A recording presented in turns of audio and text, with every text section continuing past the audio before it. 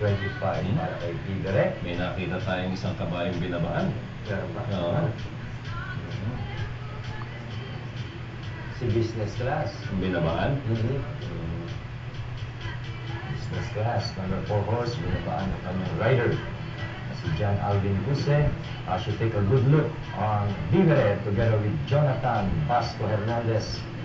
The winner, unofficial for the Grand Sprint Championship 2007. Big smile. Okay, ito na po yung ating replay.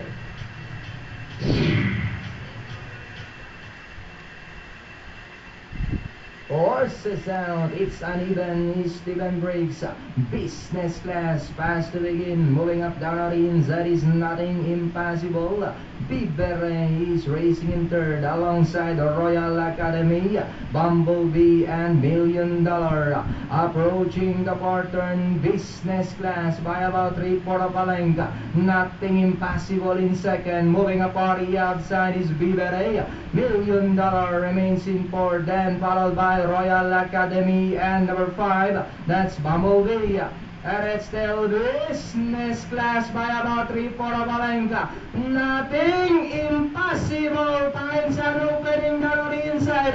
And on the outside is Vivere as they come to the last 200. It's on anybody's chance. In the middle, business class. Vivere moving up on the outside to take the lead.